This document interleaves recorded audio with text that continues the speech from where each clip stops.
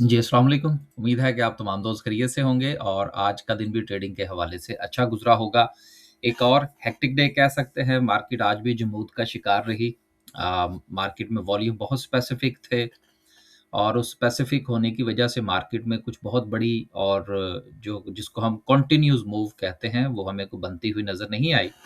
बहुत specific volume थे, तो हमने भी आज जो है वो कुछ ज़्यादातर स्पेसिफ़िक होने की ही कोशिश की और कुछ मार्केट को ऑब्ज़र्व करने की कोशिश की कि कोई वॉल्यूम जनरेट हों, तो फिर कोई ट्रेड्स की तरफ जाया जाए, लेकिन बहुत स्पेसिफ़िक था, तो हमने भी आज थोड़ा-सा हाथ हौला ही रखा। 243 पॉइंट जो हैं वो आज मार्केट ने मज़ीद लूज़ किए हैं, लेकिन एक अच्छी बात ये है कि अभी तक मार्केट जो है वो अपनी एक सपोर्टिंग ज़ोन जो कि 1,70,000 का है, उसको ही जो है वो रिस्पेक्ट करती हुई नज़र आ रही है। हाई के हवाले से बात करें तो 1,71,600 का मार्केट ने हाई प्लेस किया है, लेकिन मार्केट के हाई, लो और क्लोजिंग में कोई बहुत बड़ा डिफरेंस नहीं है। डिफरेंस उस वक़्त पैदा होगा जब वॉल्यूम जनरेट होंगे, चाहे वो अपसाइड की तरफ हों या डाउनसाइड की तरफ। लेकिन जब तक मार्केट में वॉल्यूम जनरेट नहीं होते, तब तक ये सूरत-ए-हाल जो है वो इन बिटवीन द लेवल्स ही जो है वो हमें मूव करती हुई नज़र आ रही है। लेकिन एक्चुअल सिचुएशन क्या है, वो इंशाल्लाह कैंडलस्टिक पर डिस्कस करेंगे। पीआईए के हवाले से बहुत सारी क्वेरीज़ थी कि पीआईए के हवाले से कल हमने गुज़ारिश कर दी थी। अगर आप मज़ीद जो कोई बात उस हवाले से देखना या सुनना चाहते हैं, तो कल की वीडियो देख लीजिए। उसमें हमने पीआईए के हवाले से गुज़ारिश कर दी थी। 243 पॉइंट्स की कमी के साथ अगर हम सर्किट ब्रेकर की बात करें, तो आज भी माशाल्लाह से 10 कंपनीज़ जो हैं वो अपर कैप पर हैं, जिसमें पीटीसी है, आरिफ हबीब साहब के अपने शेयर्स जो हैं वो कैप हुए। उसके साथ फाकरी है जी। फाकरी हमने इसमें एंट्री मारी, क्योंकि देखिए जब एक असासा जो है वो जिस वक़्त प्राइवेटाइज़ हो गया तो फिर बाकियों की तरफ जो है वो भी प्रोसेस जो है वो फिर थोड़ा-सा स्मूथली जो है वो होने के चांसेज़ होते हैं। तो पाकरी आया जी हमारे हाथ, हम देखेंगे इंशाल्लाह इसमें से एग्ज़िट कहाँ पर करना है। कल जो था वो मार्केट क्लोजिंग के करीब जो था वो हमने पीआईए को बाय किया था। आज फिर हमने उसमें से एग्ज़िट लेवल दोस्तों के साथ शेयर कर दिए थे कि भई प्रॉफ़िट टेकिंग करें। अच्छी मूव थी सुबह के वक़्त, जिन्होंने बेचा उन्होंने यकीनन कमाया होगा और जो शेयर्स की मोहब्बत में लेके बैठे रहे वो यकीनन अब देखेंगे कि क्या करना है। ट्रेडिंग पॉइंट ऑफ व्यू से हमेशा याद रखा करें कि अपने स्पेसिफिक टारगेट पर प्रॉफिट टेकिंग ज़रूर किया करें।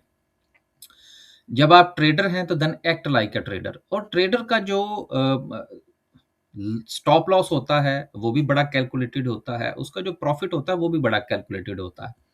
तो जब आप किसी भी शेयर को ट्रेडिंग पॉइंट ऑफ व्यू से बाय करें तो फिर को बहुत लंबी को 25-50% के जो है ना वो प्रॉफिट्स की कोशिश ना किया करें।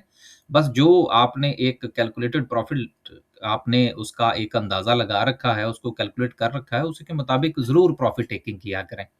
आज बहुत सारे लोगों के साथ पीआईए में हाथ हुआ है जिन्होंने प्रॉफिट टेकिंग नहीं की। तो अब कोशिश कीजिएगा कि उसके हवाले से उसको रिकैलकुलेट करके देन देखेंगे क्या करना है। आगे चलते हैं जी, कुछ शुगर सेक्टर के हवाले से आज जो है वो थोड़ी बहुत बात करने की कोशिश करेंगे। राइट। ओवरऑल सेक्टर की बात करते हैं, तो सेक्टर वाइज़ परफ़ॉर्मेंस अगेन आज जो है वो चूँकि वॉल्यूम्स नहीं थे, तो लिहाज़ा बहुत ज़्यादा मूवमेंट भी जो है वो हमें नज़र नहीं आ रही। लेकिन सीमेंट सेक्टर में आज हमें काफ़ी ज़्यादा जो उम्मीद थी बेसिकली, ख़ास तौर पर पीआई की प्राइवेटाइज़ेशन के हवाले से, उसमें लकी और कोहाट जो थे वो सर-ए-फ़हरिस्त थे।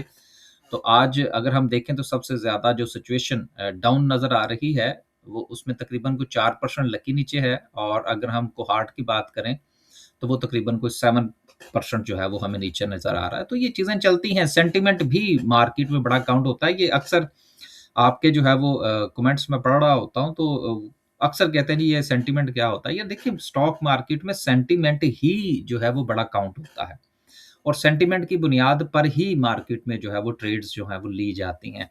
आपका लेवल होता है, साथ में सेंटिमेंट होता है, और फिर जो है वो आप उस ट्रेड को कैरी करने की कोशिश करते हैं।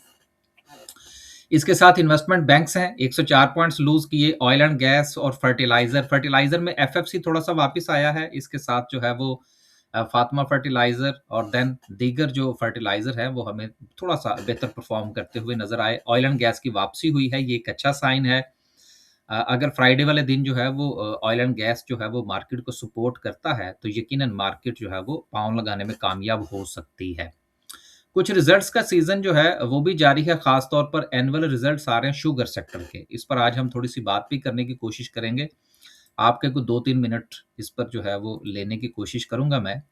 पहला जो है वो थाली इंडस्ट्रीज़ का है, ₹155 की अर्निंग है और ₹10 का डिविडेंड है। बाबा फरीद शुगर मिल है, ₹86 की बहुत बड़ी अर्निंग है। डिविडेंड सिर्फ़ ₹2 का दिया है। इसी तरह से नून शुगर की अर्निंग बहुत अच्छी है और डिविडेंड सिर्फ़ ₹4 का दिया है। देखिए शुगर सेक्टर के हवाले से अब ये बात हो रही है कि आईएमएफ ने कहा है जी कि आप इसको डीरेगुलेट कर लें। माज़ी में जिस तरह से शुगर मिल्स लगीं या लगाई गईं, जिस तरह से कुछ इलाकों को कंट्रोल करने के लिए शुगर मिल्स हुआ करती थीं और शुगर मिल्स का मकसद ही ये था कि जिस इलाके में शुगर मिल होती थी, वो पूरा एक एक हलका जो है इलेक्शन के हवाले से वो उसको कवर करती थी। फिर वो सारा प्रोसेस मैं पहले भी ये द 1, 2, 3 बार ये कहानी सुना चुका हूँ, लिहाज़ा उसको हम रिपीट नहीं करते। बात करते हैं रेगुलेशन के हवाले से जो बात की है कि इसका मामला जो है वो अब डीरेगुलेट कर दिया जाए। इसका फ़ायदा जो है वो ये होगा कि इस वक़्त जो शुगर मिल के हवाले से जो लाइसेंस वग़ैरह रिक्वायर्ड होते हैं वो नहीं रहेंगे। मार्केट के अंदर कॉम्पिटिशन आएगा और जितनी ज़्यादा मिल्स लगेंगी, उतना ही ना सिर्फ़ के काश्तकार को फ़ायदा होगा बल्कि चीनी के जो कंज़्यूमर हैं, आम आवाम जो है, उनको भी फ़ायदा होगा। लेकिन अभी तक ये मामला जो है वो अटका हुआ है और इसको जो है वो डीरेगुलेट नहीं किया जा रहा। लेकिन आईएमएफ देखते हैं कि ये काम करवाने में कामयाब होता है या नहीं। इस वक़्त जो पाकिस्तान की शुगर इंडस्ट्री ख़ास तौर पर जो पाकिस्तान की जो स्टॉक मार्केट में लिस्टेड हैं, उनकी हुई हुई है चाँदी और वो कमा रहे हैं डबल ट्रिपल बल्कि इससे भी ज़्यादा। लेकिन अगर ये डीरेगुलेट होता है और मामला कॉम्पिटिशन की तरफ जाता है, तो फिर यकीनन इनके प्रॉफ़िट्स में कमी जो है, वो मुस्तकबिल में हम देख सकते हैं। सिर्फ़ बात करने का मकसद ये था कि अगर आप चीज़ों को लॉन्ग टर्म देख रहे होते हैं, तो फिर उस वक़्त आपने पॉलिसी जो आने वाली होती है, उसके ऊपर नज़र रखना ज़रूरी होती है। तो लिहाज़ा अगर आप बहुत लॉन्ग रन में शुगर सेक्टर को देख रहे हैं, तो फिर इस चीज़ को ज़रूर मद्देनज़र रखिएगा कि अगर वाक़यतन ये डीरेगुलेट हो गया, तो फिर इनके प्रॉफ़िट्स में कमी वाक़या हो सकती है। हाँ, लेकिन अगर ये इसी तरह से कंटिन्यू करता है, जो कि फ़िलहाल तो मुझे करता हुआ नज़र आ रहा है, क्योंकि जिन दोस्तों से मेरी बात हुई है कि क्या ये मामला जो है, ये डीरेगुलेशन की तरफ जा सकता है, तो उनकी तरफ से तो उन्होंने बड़ा मुस्कुराहट के साथ सर हिलाया। तो मैं समझ गया कि शायद ऐसा नहीं हो सकता। लेकिन देखते हैं पाकिस्तान में कुछ भी जो है वो मुमकिन है। लिहाज़ा आपने शुगर सेक्टर के हवाले से अगर कोई अपना ज़हन बना रखा है, तो ये पॉइंट ज़रूर नोट रखिएगा। हाँ, ट्रेडिंग पॉइंट ऑफ व्यू से तो फिर आपका डे टू डे टास्क होते हैं ना, ये कुछ स्विंग ट्रेड करते हैं, तो उसमें भी आपका बहुत ही एक छोटा-सा सर्कल होता है जिसको आप लेकर चल रहे हैं, तो उस पर ये चीज़ें इतनी इम्पैक्ट नहीं करती। तो उम्मीद है जी शुगर सेक्टर के हवाले से बात जो है वो आज थोड़ी-सी डिलीवर हो गई होगी। आगे चलते हैं जी। लास्ट पे इंशाल्लाह डिस्कस करेंगे आज की कैंडल को। एफएफसी ने जॉइन कर लिया है जी आरएफ हबीब साहब को और पहले ये बज़ाते खुद जो था वो बिड देने जा रहे थे, फिर उन्होंने कहा नहीं हम पीछे से आएँगे। तो उन्होंने पीछे से आके जो है वो जॉइन कर लिया है और अब ये भी जो है वो उस पार्टी का हिस्सा बन गए हैं जिन्होंने पीआईए को बाय किया है। एक खबर और थी जिसके ऊपर पहले भी हम बात कर चुके हैं। देखिए ये जो पीआईए का जो सारा का सारा मामला जो इस वक़्त मुकम्मल हुआ है, ये सिर्फ़ ऑपरेशन के हवाले से है। इसमें ना तो पीआईए के कर्ज़ाजात शामिल हैं, ना ही पीआईए की प्रॉपर्टीज़ शामिल हैं। तो ये पहले भी इसके ऊपर बड़ी तफ़सील के साथ बात हो चुकी है, लेकिन अभी भी कुछ लोग जो है वो कन्फ्यूज़न का शिकार हैं। तो उनके लिए ये गुज़ारिश है कि ये पीआईए का ऑपरेशन बिका है और उसमें भी जितना पैसा मिला है, वो समझ लीजिए कि मोर देन 90% जो है, ये तो वापस पीआईए में ही री-इन्वेस्ट हो जाना है। तो इस पॉइंट ऑफ व्यू से हुकूमत को कुछ नहीं मिला। हुकूमत को सिर्फ़ ये फ़ायदा ज़रूर हुआ है कि फ्यूचर में आने वाली जो खर्चा फ्यूचर में जो आने वाले जो अखराजात थे पीआईए के हवाले से वो उनके बच जाएँगे। सो ये एक छोटी-सी क्लैरिफ़िकेशन और एक न्यूज़ भी थी, मैंने इसको भी शामिल कर दिया। जी, आखिर में डिस्कस करते हैं जी आज की कैंडल को। कैंडल के पॉइंट ऑफ व्यू से पहली बात ये है कि मार्केट जो है वो अपने चैनल को अभी फ़िलहाल फ़ॉलो कर रही है।